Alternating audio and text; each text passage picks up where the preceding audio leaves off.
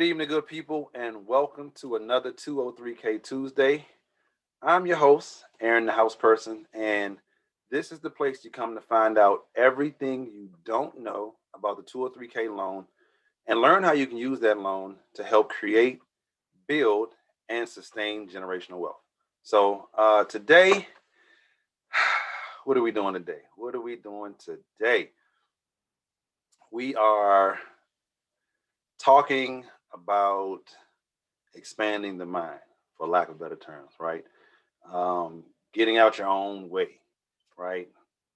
Not buying into someone else's dream for your life. Um, all of that good stuff. A lot of different phrases that can be said to kind of mean the same thing, but really at its core, we're just talking about thinking. We're just talking about brainstorming, the old school English exercise that you do before you write your paper. All right, let's brainstorm. What are we going to write about? Write down some ideas. Okay, what else can you think of? What else can you think of? Right? So we're going to kind of go through that today in order to help you unlock some things, give you some ideas on how you can find you a property, right? Right now, to date, this is a very, very tough market in regards to inventory not being actively on the market for sale. The inventory is there, right? The houses are there, but it's people who are not ready or willing to sell at this moment. That's mixed with the fact that the construction market in the building of new houses is much lower than it has been, the prior 2 years. So it's just like a perfect storm for sellers who are looking to capitalize and cash out and get the most bang for their buck. But you're in the eye of the storm, which they say is the calmest. But you maybe you're on the back end of those winds if you're the buyer who is out here actively looking for a home, and you've been looking for a minute, and you just find that you're competing with X, Y, and Z, A, B, and C as well, because it really is just that much of a shortage. I've spoken to lenders and realtors, as you guys have seen on the show, but from various areas, and for the most part, with the exception of Puerto Rico, and even there, she spoke about kind of a little bit of a shortage. We talked a little bit about that offline, but for the most part, the continental United States, it's been tough out here. Like, it's been tough trying to find something on market, and in some cases trying to find something off market. But we are about 203Ks here, right? 203Ks. I did it right that time. 203Ks. And so we're going to, of course, talk about how you can use that loan to your benefit, right? So let's go ahead and jump into it. I got a slideshow I want to share with you guys. And of course, it's on the wrong slide.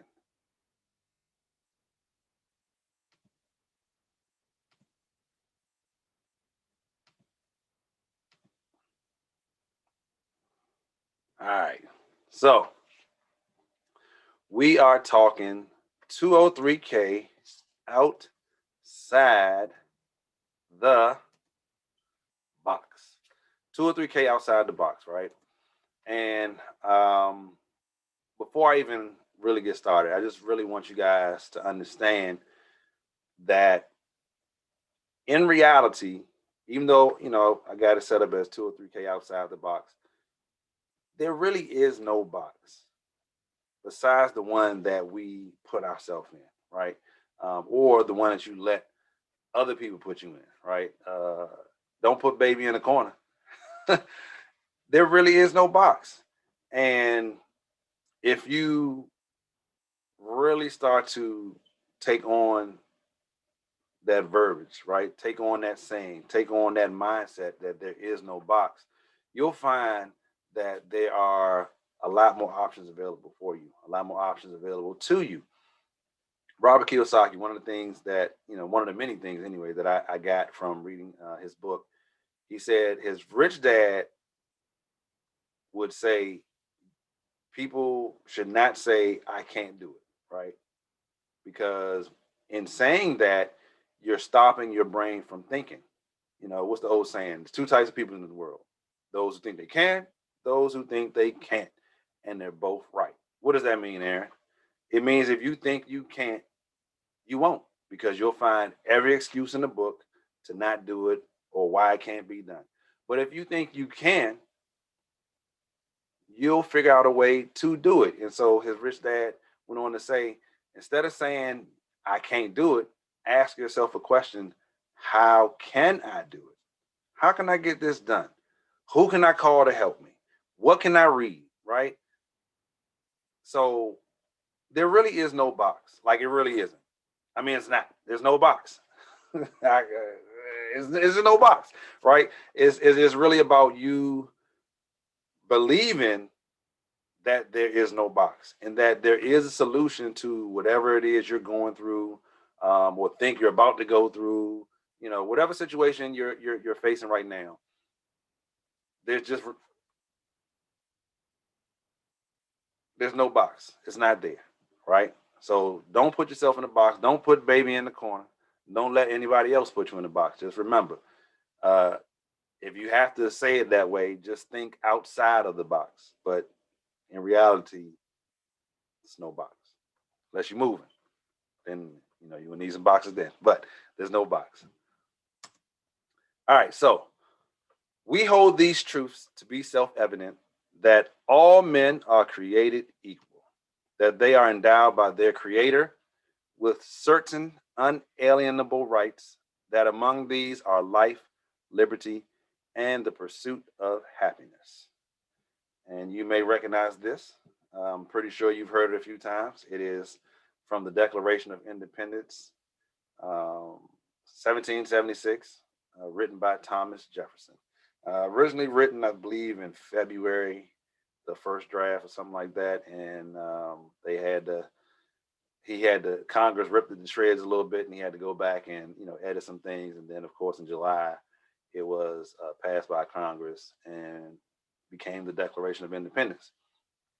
Now, what you may not know, which not that you should know, but just you think about in life, like what's the saying? There's nothing new under the sun, right?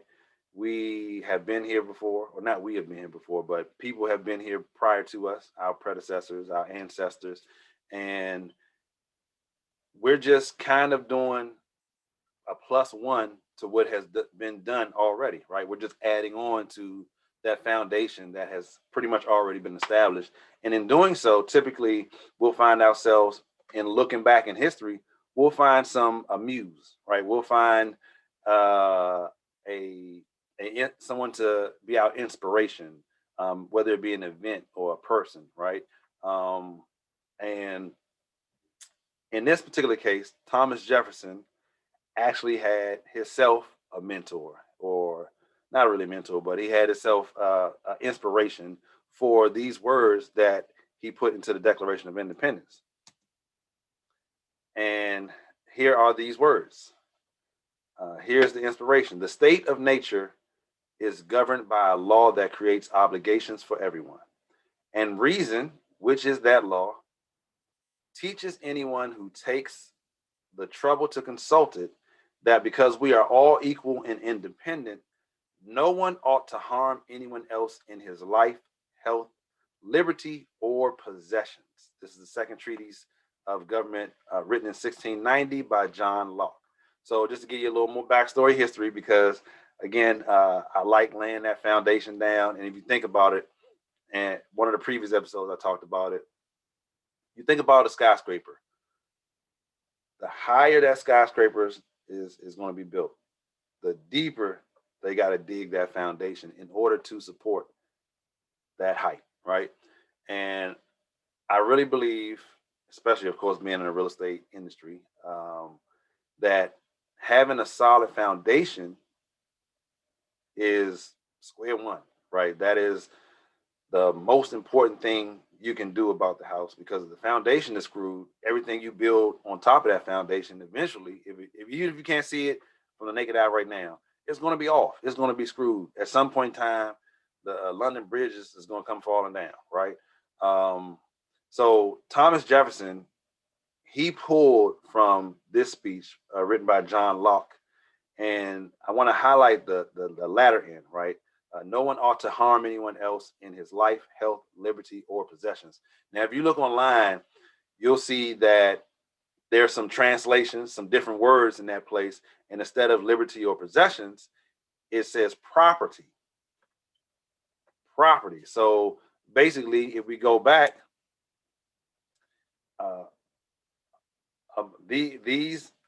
that among these are life, liberty, and the pursuit of property.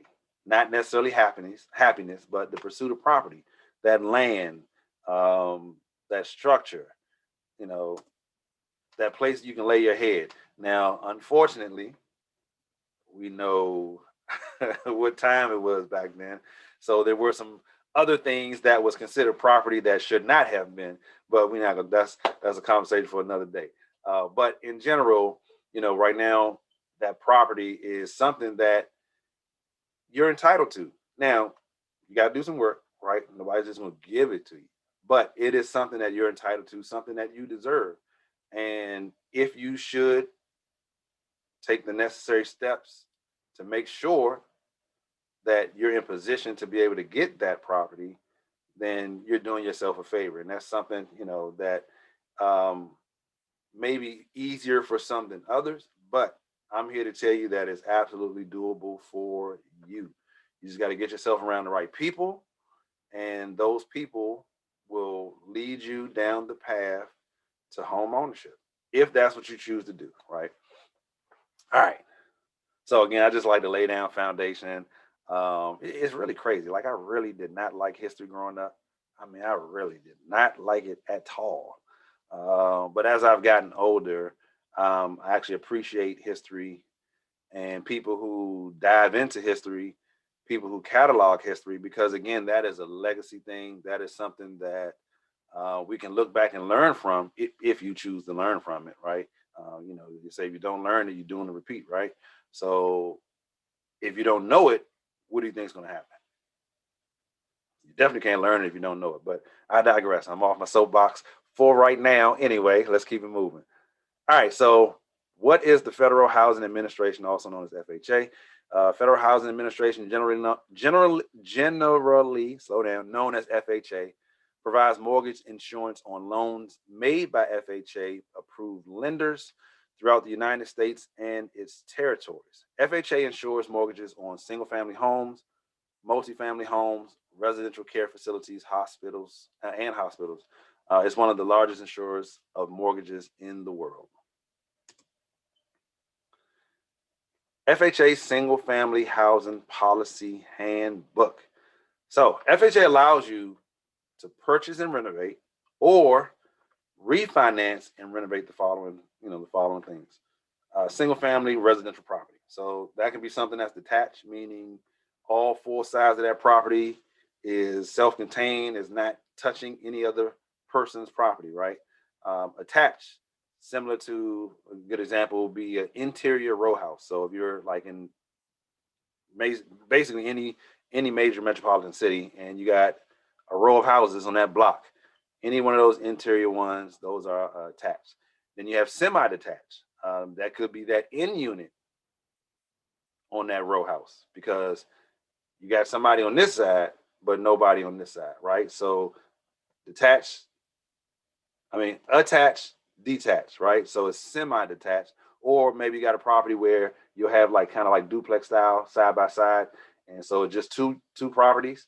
So on this side of the properties, they're detached, and of course, right here they're attached. So those are examples of semi-detached properties. Single unit condominium. That means if you have a condominium building with 4, 6, 8, 39, 40, whatever, however many condos are in that building, that one unit, you've got A through Z, we're talking about unit S. That one unit, all right? Manufactured housing, of course, that got to be up to HUD code, right? Absolutely. And small residential income properties, those 2 to 4 unit properties. And you've heard me speak about that many times, and you will continue to hear me speak about that many times.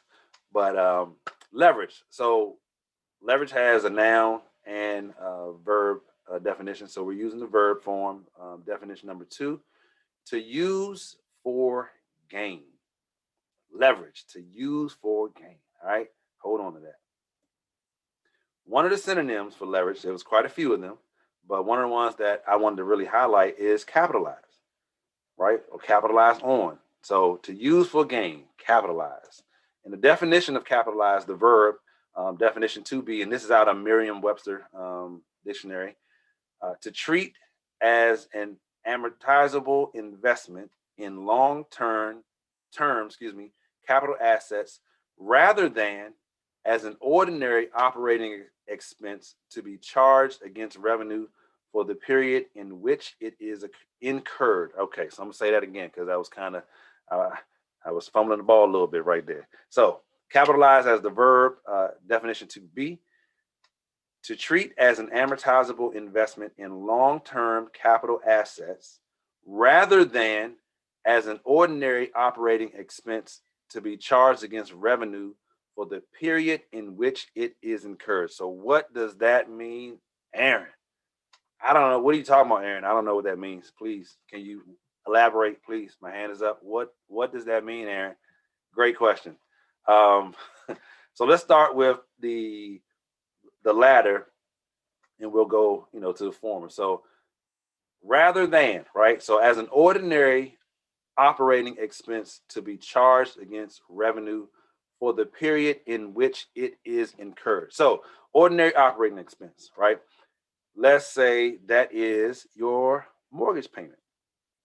Pity. 4 parts: principal, interest, taxes, and insurance. The 4 parts that make up your mortgage payment. Unless you have a condo, then your insurance is not going to be rolled into your mortgage payment because that master insurance policy is paid for in your condo fees. So you'll just have principal, interest, and taxes, right? And again, principal is the amount you borrow. Interest is the amounts they charge you for what you borrow. Taxes is what you pay your uncle. And insurance is what you pay for coverage to replace the property in the event that something was to happen to it. All right, so as an ordinary operating expense, that is your mortgage payment. That's your operating expense. That is the amount that you're paying to have that property, right? To be charged against revenue. Revenue. How much money is coming to you? Your income streams, whether it be a passive income stream, right? Meaning maybe you got a YouTube channel, you post your videos, and you post your videos once a week, but you get paid for that video forever, as long as you're monetizing that page, right? Your passive income, maybe you have some other things where you're not necessarily, in place to do the work. It's not where you're exchanging one for one, time for dollar, time for dollar, time for dollar, right? You did something once and you get paid a few times, and then maybe you got to go do something again. You get paid a few more times off of that one thing you did a while back, right? So your passive income is considered your revenue, right? Your earned income, right? That paycheck you get every week, every 2 weeks, every month, whatever your cycle is, every day maybe, whatever your cycle is. That is your revenue. So all the money that's coming into you is a part of what comprise your revenue. So as an ordinary operating expense to be charged against revenue for the period in which it is incurred. So a mortgage is for 30 years. Unless you got a 15-year mortgage, it's for 30 years. So basically what that statement is saying is your monthly payments for that house for that set period of time, whether it be 30 years or 15 years, right? So the opposite of that is because on that side of it, that's not capitalizing. I want to make that clear. That is not capitalizing. All right. So if you are using it as an ordinary operating expense to be charged against revenue for the period in which it is incurred, that is not capitalizing at all. Capitalizing is when you treat it as an amortizable investment in long-term capital assets. That is capitalizing. So here's another one of the things, go back to Robert Kiyosaki. I mean, again, if you guys have not read Rich Dad, Poor Dad, go get it. And I don't get nothing from advertising that book, but the satisfaction of knowing that it helped change me as far as how I think about some things, and knowing that I believe it will absolutely help change you as far as how you think about things, right? And then you can follow it up with cash flow quadrant as well, because that is additionally a powerful book, written by Robert Kiyosaki. But one of the other things I learned by going through the process of reading those books was that your personal residence is not an asset. Assets put money into your pocket. Your personal residence is absolutely a liability because you are making the payments on that property every month. Now, if it's not paid for, if it's completely paid for, it's not as much as a liability, but guess what? You're still paying taxes. So, still a liability. You're still paying on it. Once you get your personal residence to the point of when it's making money for you, right? Now it's an asset. Now, don't get me wrong. If you have equity in your property, and again, equity is the difference between what you owe and what the perceived value at that time, the perceived value of your property is at that time, because again, we know perceived value goes up and down. In 2007, it was a whole lot of perceived value out here. In 2009, that same property, same condition, the perceived value was not as much as it was 2 years prior. So right now, ton of perceived value in property that's currently on the market, to the point where, you know, it's crazy. It's crazy. It's almost looking like 2007 again. I ain't gonna lie. Where people are bidding above and beyond what the houses are listed for, and even paying more, like even if it's out of pocket. And you got to remember that becomes the new comp, the new comparable. So the appraisers look at houses that are recently sold in the neighborhood the last 3 to 6 months, preferably 3.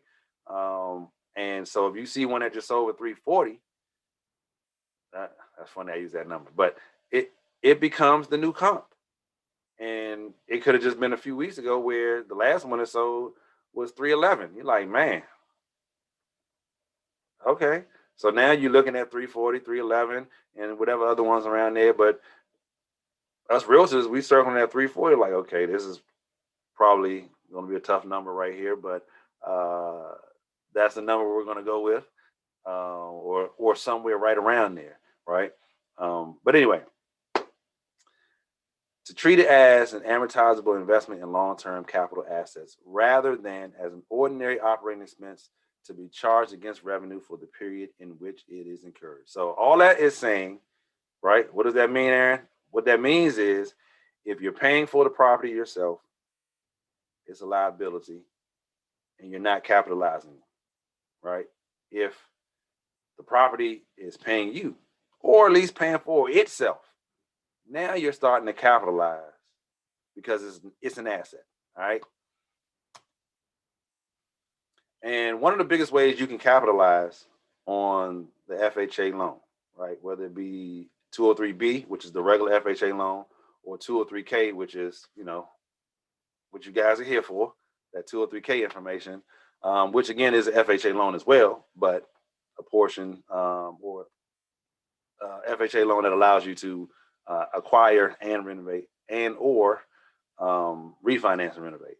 But one of the ways you can really capitalize is the small residential income property, that 2 to 4 units. Again, like I said, you're going to hear me talk about this all the time because it's important. Like if I knew then what I know now, and again, I've been in real estate since 2004, and the realtor mindset and the investor mindset are not the same. Like when we go to realtor school, they teach us the law, they teach us how to stay out of trouble, things of that nature. They don't even really teach you how to be a realtor. Like they really don't. Like day-to-day activities, how to market, how to get client. They don't really teach you that type of stuff. Just really law. Don't get in trouble. Don't break the law. Like that's it. and a lot of stuff that you don't really use, like riparian rights. I'm not using that unless I'm by the water. If I'm in Annapolis or, maybe some parts of Fort Washington where you're close to the shore, you're not really worried about riparian rights. And most of you probably like, what is he talking about riparian rights? That's your homework. Go look it up. Riparian rights. But just know it's going to tell you something about water. But I'm not using that. I'm inland. I'm not using that every day, or really any day for the most part. And so it's a lot of information like that we really just don't use. Sorry, I'm going on a tangent. I'm a really back in. But yeah, man. If I knew then what I knew now, I would have bought a multi-unit as my first property, point blank. Period. We're working on some things now, but that would have been my first property, because what that would have done is allow me to leverage, right, that loan properly and that loan properly and that property, in order to really just lay a solid foundation. And that property would be paying for the mortgage where I live now, or the mortgage where I chose to live after living there for X amount of time. But the small residential income property is really the best way for you to leverage the 203K loan, for you to capitalize on that loan. And so we're talking about duplex, aka 2 units. We're talking about the triplex, aka 3 units. We're talking about the quadruplex, aka 4 units, and we're talking about the mixed use / income property, which is that storefront with apartments upstairs, right? So these 4 are great ways to maximize, right? To leverage and to capitalize on using the FHA loan, whether it be the 203B or 203K. So by capitalizing on the maximum use of the FHA loan, you can leverage the loan to gain financial freedom. It's a double use of OPM, other people's money, right? You're using the bank's money to buy the property, and you're using your tenant's money to pay for the property. It's a double use of OPM. Now, of course, you got to have a little skin in the game. You got to put some money down, that 3.5%, right? Which is nothing compared to trying to buy a 4 unit that's not through FHA, because you're putting down more than 3.5% for sure, right? But again, double use of OPM. Using the bank's money to buy it, because they're putting down the 96.5%, and then your tenant is the one who's making the mortgage payments for you. Like it's a no-brainer, people. Come on. All right. But that creates a reduced mortgage free, or monthly cash flowing opportunity for you. So let's see, reduced mortgage. So let's say you got that duplex. All right. Your note is 1,000, and let's say your mortgage is 1,500, and you're able to charge the tenant on the other side 1,300. Okay. So now you're paying $200 per month to live in a place. Where can you do that? I'll wait. Tell me, where can you pay $200 per month to live? Okay. I didn't think you had an answer, because I don't have an answer. I mean, I don't. Now, granted, I know the price points in some areas are different than others. I understand. I completely understand that, right? So I don't know where you are, where you're watching this, but I know if you're in a major metropolitan city, you're not paying $200 for a room to rent, period. You can pay $200 a night for a hotel. And for not so good of a hotel, maybe $200 a week. I doubt that. So $200 a month. So in that case, you got to reduce mortgage, because your tenant is paying $1,300 of the $1,500. You got to come out of pocket with $200. Mortgage free. Okay, so look, maybe you got a triplex, and 1 unit, 1.5 units, 2 units, maybe the whole two of the units. The rent for those 2 units is what's needed to pay the mortgage and zero you out. And so now you're living in that penthouse level, mortgage free, rent free. Or maybe you got quad. And it's possible with the triplex as well, right? Maybe you got a quad or the triplex, and let's get with the quad. 2 of the units covering the mortgage. 1 of the units is putting money into your pocket every month, and then you're living in the 4th unit, again, mortgage free with cash flow. And also keep in mind, wherever you are now, if you're paying that rent, that's money that you no longer paying. That's money that you get to keep in addition to the cash flow. Or worst case scenario, you just got to pinch off a little bit of that money. Okay, all right, well, I was paying $1,800. My mortgage 15, my tenant paying 13. So now instead of the 1,800, I'm paying 200. I'm keeping 1,600. That's a great situation. And what can you do with that leverage? Like, what other avenues and other things in life can you do by having that money back in your pocket? Or in addition to having that money back in your pocket, getting more money from cash flow into your pocket. And of course, with the mixed use, maybe the commercial space, you got a triple net lease in there, so everything is all cash flow for you, right? And that cash flow pays for the entire building. And maybe you got 2 units upstairs, or maybe 3 units upstairs. And hey, I'm living in one, and the other one is straight cash flow. So, again, you got to capitalize. Like, you have to capitalize on this product. So you might be saying, well, Aaron, look, I like what you're saying, but I've been looking and I have not seen but a few multi-units. And when I see them, they disappear so quick, like it's frustrating. I don't know what to do with myself. Right? Maybe that's you with the growl and everything. So where do I find these multi-units? Look, if you can't find them, create them. Right? If you can't find them, make it. And how do you do that? How do I go about doing that?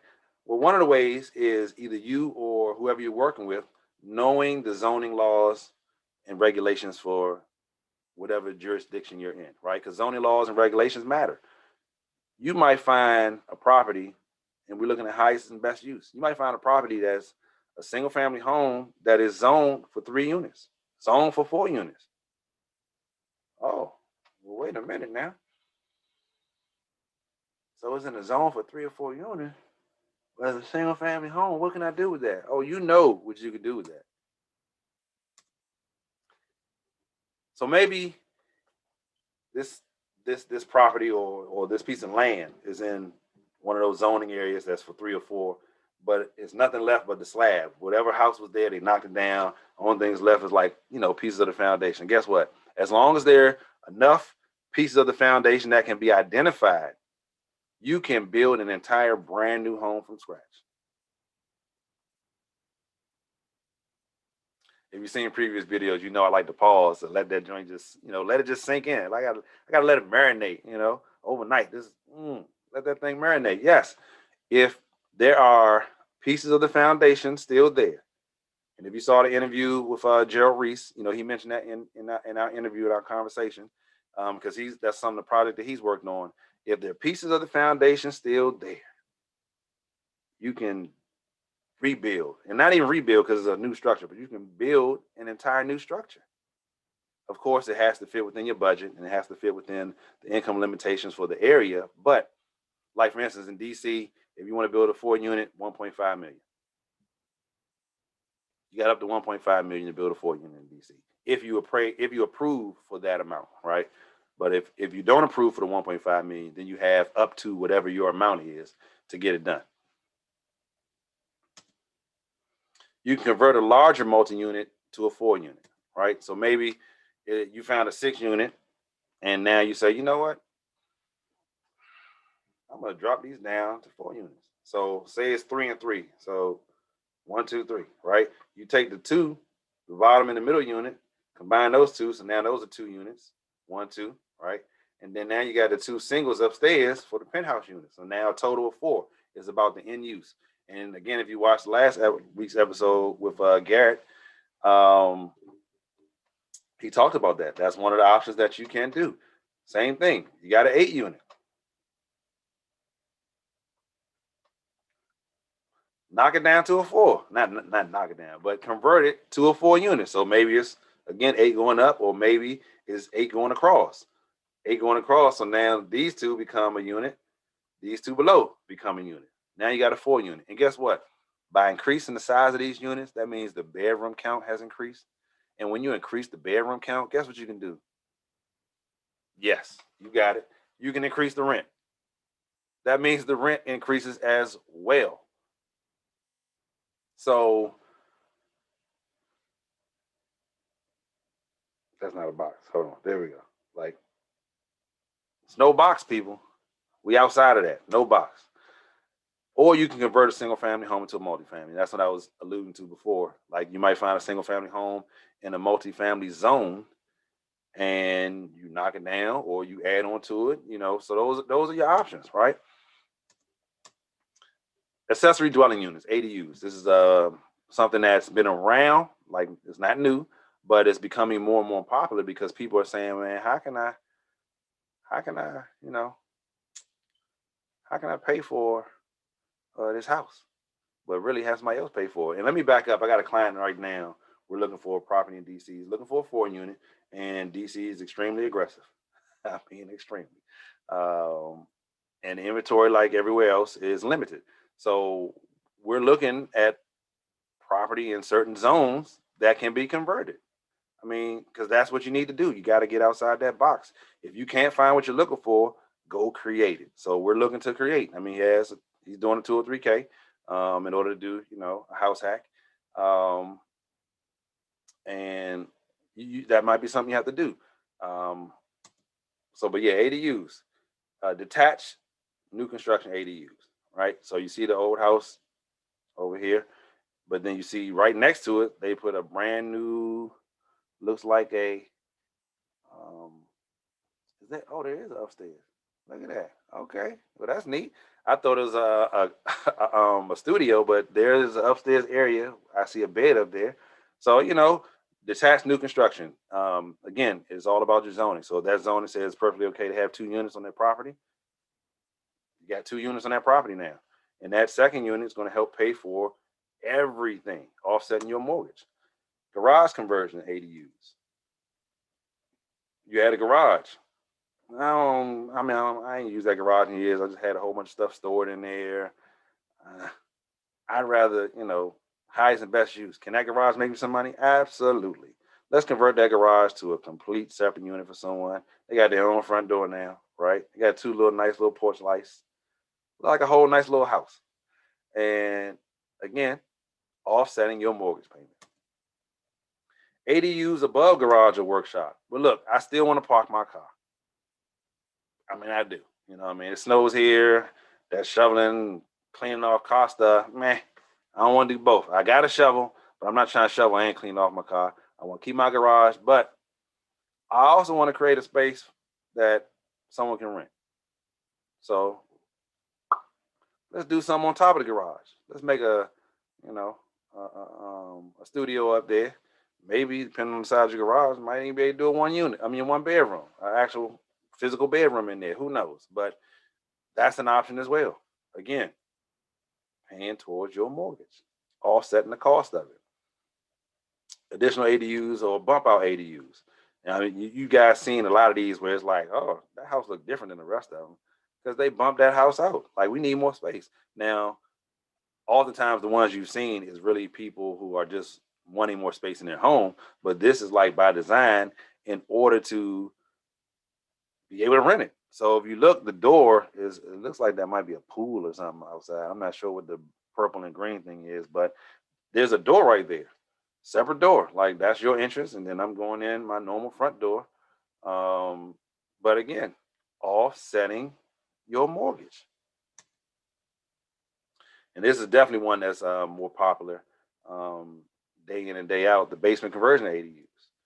I wasn't using the basement. I had some Christmas stuff down there. Kids grown. I'm reducing anyway. I got my trees this tall now, so I'm gonna go ahead and convert that basement and keep it moving. And I got a client now in Bowie. She's doing a Renovate-to-Live project, and she has a split level house. So those are the houses where you walk in is one level, and then either to your left or your right, it goes up or down. So those are the split levels. So you walk in on one level, either look to your left or look to your right, you know what I mean? And you go up or down. So in her basement, she's doing an ADU. She's about to do a 1-bedroom ADU, rent that out. And this is a refinance to renovate, right? Refinance, renovate, rent it out, and that's going to offset her mortgage. I mean, she's doing a few other projects in there as well for her, but they're going to help pay for it. Whoever comes in there is going to help pay for it. And then the internal ADUs. So maybe you have a Rambler style home, didn't really want to bump out because that might have cost too much. Didn't really want to pop up because that might have cost too much. Didn't have a garage. So, okay, I'm going to take a section of my house and then that's going to be theirs. It's internal. So I'll just live on this side of the house, almost like a timeshare where they have like, or a hotel where they have that double lockout room. So you got, something similar to that to just kind of give you a visual. But yeah, that's their side of the house. This is my side of the house. We're good. You see the 2 power panels right there, the meter, excuse me. So yeah, I mean, you have options, people. There are options out here for you. Again, just thinking outside the box, asking the right questions, talking to the right people. That's when you can find out what your options are. So you might be like, Aaron, okay, I like it. I like it. This is you got my wheels turning. I'm seeing that, like you said, you use that word a lot, Aaron. Options. There are some options out here. Okay. But what about the people? Where do I find the tenants? Because COVID, some people haven't been paying their mortgage, their rent, not mortgage, but their rent. Tenants ain't been paying their rent. And I don't really want to deal with that type of stuff, Aaron. So, I need some options for tenants. Do you have any? Absolutely. Thank you for asking. Here are a few options. Students. Now, things will get back to normal, right? Where people will be on campus. And this actually could be something where you might find people who were initially going to stay on campus for a longer period of time decide, you know what, I'll catch y'all when I catch y'all, but I'm about to move off campus, right? Or maybe it's a grad student, whatever the situation may be. But you can rent to students. You can even, depending on their age, get their parents to co-sign. So if the student defaults or looks like they're going to default, you make that call like, hey, Mr. and Mrs. Such and Such, or Mr. Such and Such, or Miss Such and Such, whatever the situation is. They today the 6th, and I haven't seen them or heard from them. I mean, I've heard them, but they haven't came and talked to me about why that money ain't in my account or slid under the door or in the mailbox, whatever the situation may be. But students is an option for you. Department of Housing, aka Section 8. Now, I know some of you just heard that and saw that, frowned your nose, and shame on you, right? And I say that because people are people. One of my rental properties, or my wife and I rental properties, we're on our 6th tenant now. So I haven't counted her yet because she's still there. But of the 5 who were there, 3 were voucher tenants, 2 were market tenants, and the 3 voucher tenants were the top 3 tenants. The market tenants both got evicted early. One after like 2.5 months, and the other was like around 3.5, 4 months. It's been a while, I can't remember. And the one who was there 2.5 months did more damage to the property than anyone else, period. Right? So people are people. So I wouldn't judge a person because they have a voucher. Everyone at some point in time in life needs a little help, and that's a little help. And in actuality, what you don't know is you actually can buy a house with a voucher as well. That's a whole nother conversation. But it's all about screening your people the right way. Everyone goes through the same process. You want to check their credit. You want to check their rental history. You want to check their job, income, right? Like all that's going to remain the same. The issue that most people have had with Section 8 folks is really not so much the people who were the tenants, but probably more so how they managed the property, right? They got their check and they never came and checked on the property. But people are people. So if you're not checking on your property, that's kind of your fault. You know, if you don't have a property manager in place checking on your property, that's kind of your fault as well. You know, so I'm just saying, don't judge. It's a valid option, and in fact, there's a lot of landlords who wish they had a voucher tenant in there because while their current tenant has not paid because they lost their job due to COVID or whatever, if the first was on, that check from housing is there on the first. Unless the first is on a Sunday, then it's there on the on the second, right? That money is coming, even if the tenant is responsible for a portion of it. Whatever shares that's coming from housing is going to be there, unless get an abatement or something like that. That's another conversation. But other than that, that money is going to be there. So whether it be a portion to the entire rent, it's going to be there, not bouncing, guaranteed. Peace of mind. Check on your property. All right. So travel nurses. Maybe you got the model of, I'm gonna set up shop by hospitals. I'm gonna set up shop by medical schools. I'm gonna set up shop by like deemed medical areas. For instance, Anne Arundel County has like a whole medical area situation that they kind of built. So maybe you say I'm gonna buy some property around there and rent out the entire property, rent out rooms, whatever, right? But you can rent out the travel nurses. They make, for the most part, pretty good money. Might be short term, 3 to 6 month lease, 6 to 12 months, 6 to 9, 9 to 12, but for the most part, they're there to sleep unless they're in school, but they're not going to be really a ton of wear and tear because they're working or they're sleeping. But that's an option. Airbnb, we all heard about that one. We all know about that one. You guys probably maybe even stayed in a few of them, but rent out the entire house, rent out rooms. Airbnb, like I've seen Airbnb where someone is like living in the house and they rent out that room for Airbnb, and you have access to certain other amenities in the house. So that's an option as well. Temporary housing after a disaster.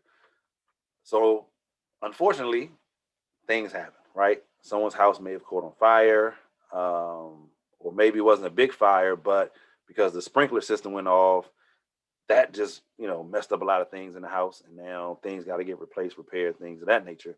Whatever the situation may be, or like for instance, Hurricane Katrina, where thousands and thousands of people had to relocate all together because of the flooding and things of that nature. Temporary housing is offered. The insurance company will pay.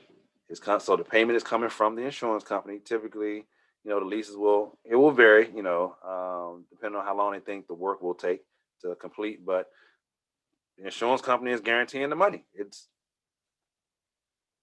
first of the month, unless the first is on a Sunday, then probably the second, right? But that money is coming in, and that's an option.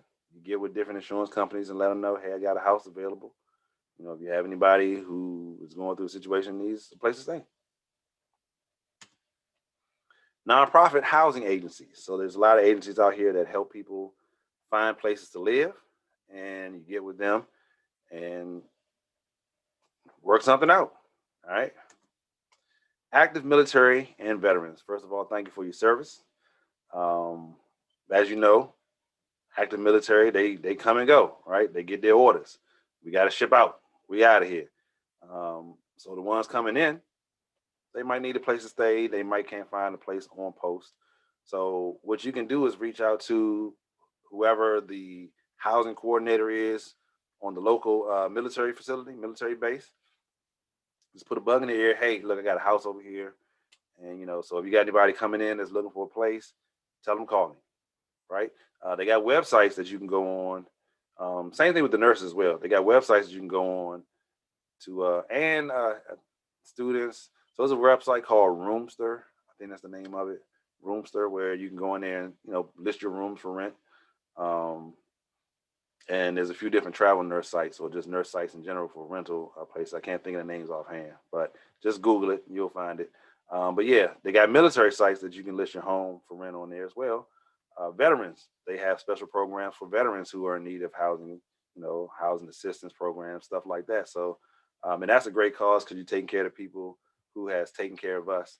So, that's a great cause. And again, any veterans watching this, or if any family members of yours are active or retired duty, I thank them for their service.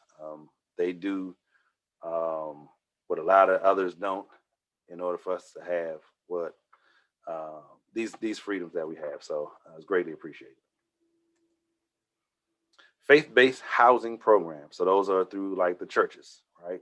The religious facilities. They help people with their housing as well. I mean, of course, not all of them, but those are out there, and oftentimes they will pay a good portion, if not all of the rent as well, for X amount of time. So, another avenue to look at. Assisted living. Now, here is a big one. I talked about this a few episodes ago, but baby boomers.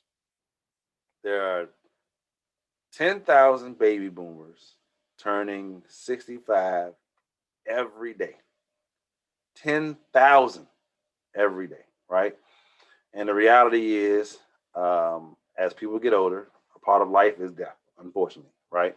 So through that process, things happen, hence the need for assisted living facilities. So maybe you got a property that you're able to rent those beds. So you got 2 beds in one room, and I don't know the amounts, but I hear they're pretty hefty. But you can get probably anywhere from like 3,000 to 5,000 per bed. Huh, Aaron? What'd you say? Yeah. Yeah. 3,000 to 5,000 per bed. So if you got a 5-bedroom home, and I don't know the maxes, so check with your local jurisdiction and things of that nature, because there may be a cap on people and beds and stuff like that. So I don't know that part, but just in theory, in general, right? You got a 5-bedroom home, and you got 2 beds in each room.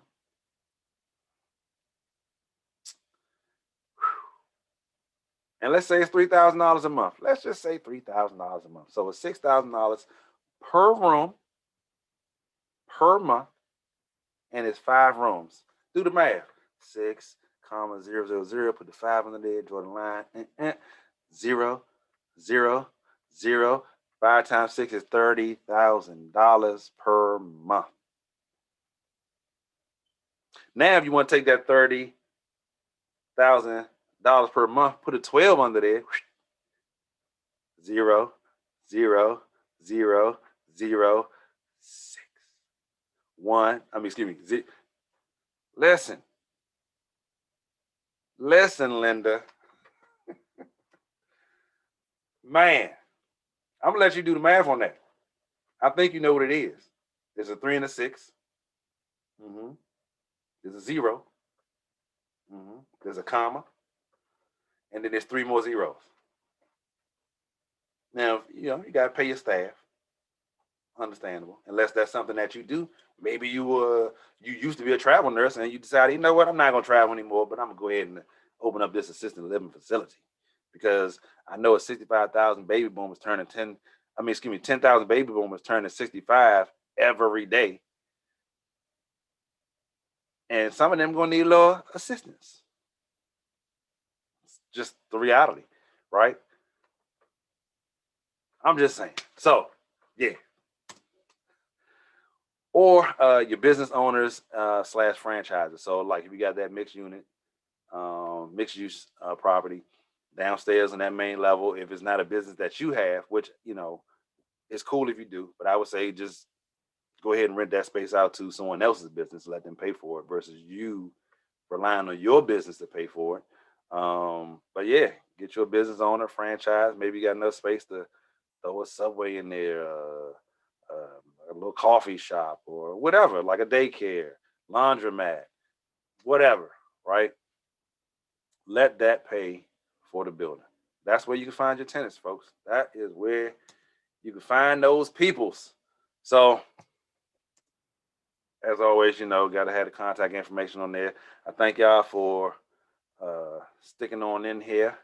I know I might have belabored a couple of points, but sometimes you just got to really drive those things home. And if you've seen any previous shows, some of these concepts that I shared today are not brand new. You've heard some of them before, but I said, you know what? Let me, even though we're thinking outside the box, right? Let me put all these gems in one treasure chest, right? Let me put them jam packed into one episode so folks can like go back to that episode and say, you know what? Okay, what did he say again? Which episode was it? 24. All right, 24. Mamba mentality. Let me go to that one, right? 24. And let me pull those jewels out that make sense for me and start the process. So hopefully y'all feel like you got some good information today. I mean, I think I gave you some good information, but it's up to the receiver to ascertain, to judge, and all that stuff. I'll let you guys do the judging. I'm just gonna do what I can to make sure I impart what I believe is great information to you guys, beneficial information, and practical things that you can actually do in the here and now. These things are not, I won't say easy to do, right? But it's not extremely hard to do. These things can absolutely be done. It's just about putting together a plan, putting together the right team, and in putting yourself in motion, taking those steps, right? I like to say all the time, and if you know me personally, you've heard me say, as long as you keep one foot, moving in front of the other one, right? Keeping one foot in front of the other, stay moving forward. You stay moving forward. It doesn't matter if it's baby steps, right? What about Bob? Baby steps, Bob. Baby steps. Dr. Leo Marvin, right? Okay. I watch a lot of movies. Sorry, not sorry. But yeah, man. Just as long as you keep that foot, you got to alternate. Keeping that foot moving in front of the other one, even if it's incremental steps, you're still moving forward. And regardless of what's going on, because life is going to happen to all of us. It's just the reality. It's going to happen. Push through. Push through. You can do it. I have every bit of confidence that you can do it. And if you need any help, I am here. I'm here to help. You got the number 844-YES-203K, right? You can send me an email. You can comment here on the video below. But listen, if you can, folks, which I know you can, but what I want you to do is definitely like the video. Leave a comment on what gem you really took away from the video. Like, what thing was an aha moment for you where you say, you know what, I didn't really think about that. That could be something I could do. I like that, Aaron. Thank you. So yeah, leave an aha moment. Leave a comment down below. And if you haven't subscribed yet, go ahead and subscribe, and then make sure you ring the bell. It's down there. Ring that bell so that way when the next episode is about to hit. You don't got to set your reminder because it's going to remind you, right? And most importantly, please share with someone else. Share with 2, 3, 4 people. You know what I mean? Say, look, did you know about this? I heard about something like this, but I didn't know about these other things, right? And remember you was talking about something like this. Hey, take a listen, right? Take a watch. But I appreciate y'all turning in. I appreciate y'all tuning in. I've been talking too long. I ain't taking no water break. Thought I was gonna make it. And as always, man. Yeah, I just appreciate y'all. I thank you because you being here is helping me grow, and by my growth, that allows me to be able to help more people. So keep tuning in.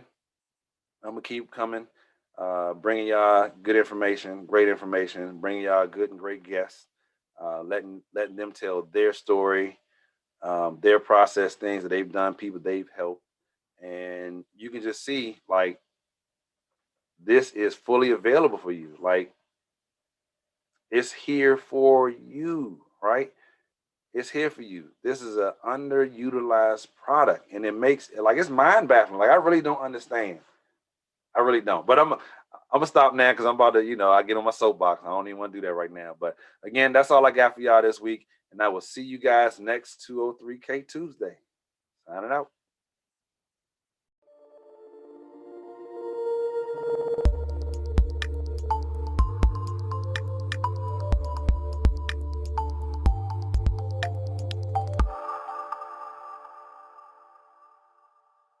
Be sure to like, subscribe, share, and ring that bell.